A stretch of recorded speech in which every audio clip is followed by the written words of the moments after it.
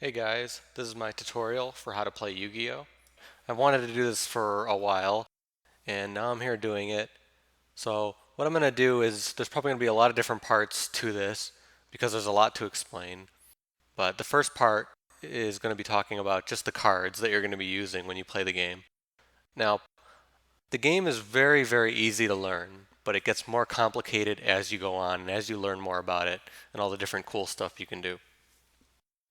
But yeah, for right now, I'm just going to talk about the cards, so get used to what you're going to be seeing when you start playing the game. So the focus of the game is really the monsters that you'll be using to attack and defend and all that stuff. So that's what I'm going to be talking about first. Now, normal monsters are depicted by these yellow borders you'll see here, and it'll have an attack and defense value and all this other stuff, and that's a normal monster. I won't be getting into too many of the other monsters in this part, but in another part I'll be talking about all the different types of monsters. But the normal monsters that you'll probably want to learn to play with at the start are like this, these yellow monsters. So I'm going to go through the card and tell you a little bit about all the different things on it and what it means. So first off, I'm going to talk about the attribute. On the top right, you'll see this little green symbol on this guy. So that means he's a wind attribute. You can't really see the letters on here, but it's wind.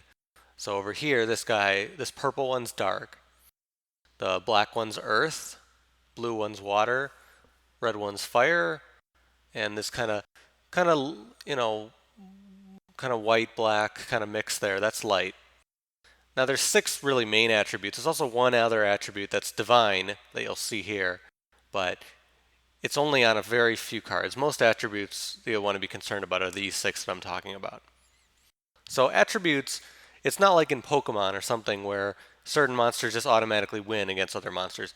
Attributes don't actually mean anything unless there's a card that says something about it.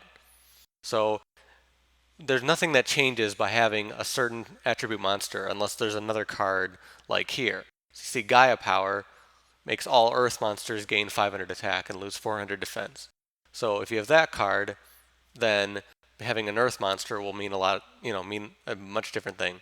But otherwise, you don't have to really concern yourself about it. So those are the attributes.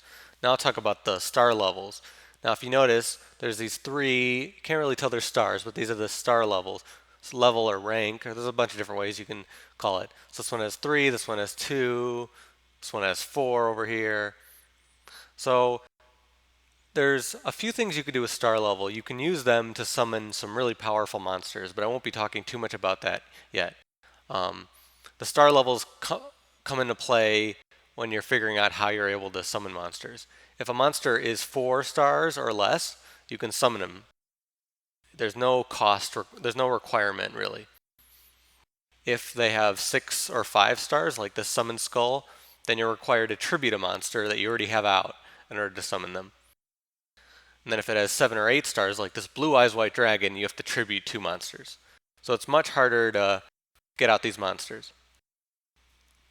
Now, again, kind of like with the attribute, if their star level is like 4, 3, 2, or 1, you really don't have to care too much about it unless something else is corresponding to it.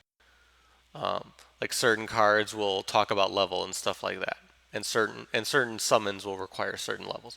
But other than that, you don't really have to worry about it too much when you're starting out. So those are the star levels or rank. So now I'm going to go into types. Types are very similar to attributes. You'll see the type right here, it's plant for this guy. Over here, these guys are spellcasters. It'll say right down here. Now, this is really the same thing as attribute when you think about it, because they're a way to distinguish different types of monsters, and they don't mean anything unless a card refers to it.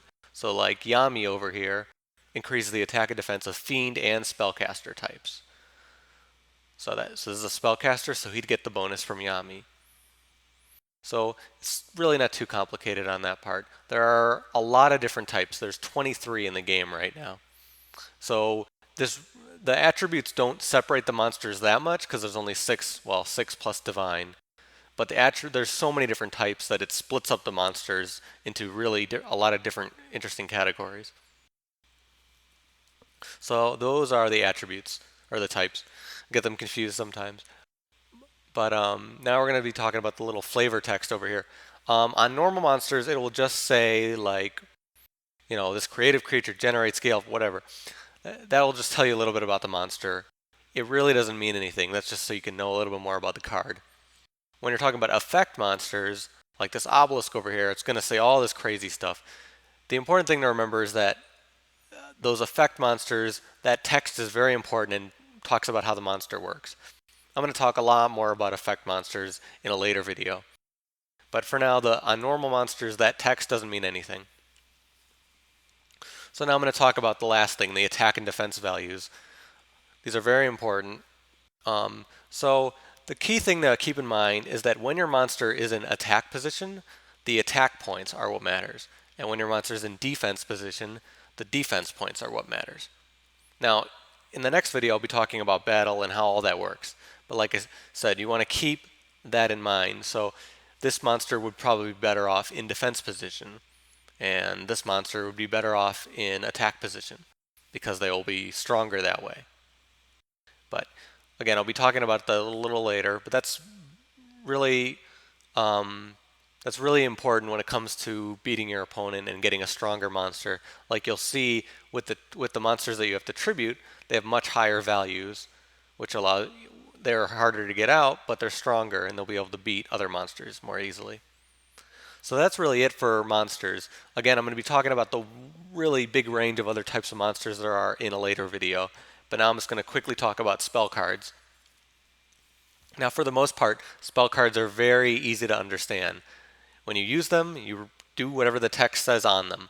So on Fissure, you'll see destroy the one face-up monster your opponent controls that has the lowest attack.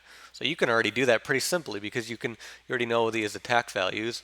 So if he had Root Water and Ancient Tree, Fissure would automatically destroy Ancient Tree. And that's how magic cards work. You just use them, and that's how it goes. Now there's a lot of different types of magic cards, little different categories. Like you'll see these ones have this little symbol up here. In another video, I'll be breaking down all the different magic cards and how they work, just like the monsters. But for now, when you're using just normal magic cards, just do whatever the text says. Now the last type of card I'll be talking about is trap cards. Now the way to think about trap cards is really just magic cards that activate a little bit differently. Now trap cards have to be set. They have to be put face down before you can use them. That's one of their rules. The other rule is that you can't use them in the turn that you set them. So you have to wait. So you have to put them down. That's, because it's a trap. You have to activate it later. Now the key thing about traps, though, is that you can activate them on your opponent's turn, which is really crazy and allows you to do some really cool stuff. Another thing about traps is a lot of them have certain activation timing, like they might require something to be happening. So Mirror Force is a good example of this. It says when an opponent's monster declares an attack, destroy all attack position monsters your opponent controls. So you can't activate Mirror Force unless three things happen. Unless you set it before, and it's another turn, and you have to activate it when they attack. So you have to set it, activate it later, and you have to wait for them to attack. So three things for this trap. But for other traps, you might just have to set it and activate it later on. Now Mirror Force is a very common trap. It's a very powerful card. As you can see, it can destroy all attack position monsters.